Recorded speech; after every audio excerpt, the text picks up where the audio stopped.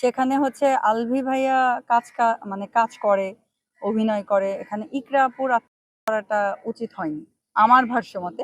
কারণ এখনকার মেয়েরা সবাই স্বাবলম্বী, আর কোনো মেয়ে যদি চিন্তা করে যে আমি সমাজে প্রতিষ্ঠিত হব, একটা মেয়ে ইজি পারে, কিন্তু সে কোন আবেগে সে এই কাজটা করলো, এটা আসলে আমার ভাষ্য মতে আমি নিজেও এখানে কনফিউজড যে কেন সে এই কাজটা করলো। তার একটা বাচ্চা আছে, বাচ্চার দিকে তাকাইলেও তো মানে মেন্টালিতে আসেই না যে আমার একটা বেবি আছে, আমি কেন মারা যাবো, আমি চাইলেই তো আবার দাঁড়াইতে পারি সমাজে।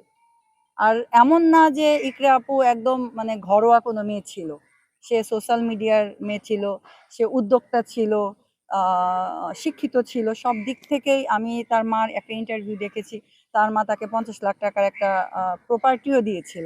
তো এখানে তো তার মানে আমার মতে সে আত্মহত্যা করার দরকারই ছিল না। এখন সে কেন করছে আমি আসলে এখানে কনফিউজড এক। আর জাহের আলভির বিষয়টা, সে একটা হিরো, আমাদের সোশ্যাল মিডিয়ার নাটকের অ্যাক্টর, সবকিছু মিলিয়ে হচ্ছে সে কাজ করবে বিভিন্ন নায়িকাদের সাথে, এটা অনেক মেয়েরাই আছে মানতে পারে না। তো এখন আসলে মানে আমার এখানে বলার কিছু নাই। এখন যেখানে আদালত যা রায় দিবে সেটা সবার মানতে হবে।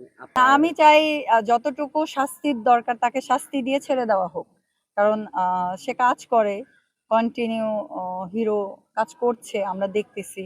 সো কাজ করুক, কারণ কাজ করতে হবে। আর দ্বিতীয়ত হচ্ছে সে যতটুকু ভুল অন্যায় করছে এটার প্রমাণ তো আছে। প্রমাণ হওয়ার পরে যেটুকু জাজ চিন্তা করবে তাকে শাস্তি দেওয়া উচিত, শাস্তি দিয়ে ছেড়ে দেবে। মাদারল্যান্ড 24, মাতৃভূমি, বিশ্ব সংবাদ 24 ঘন্টা।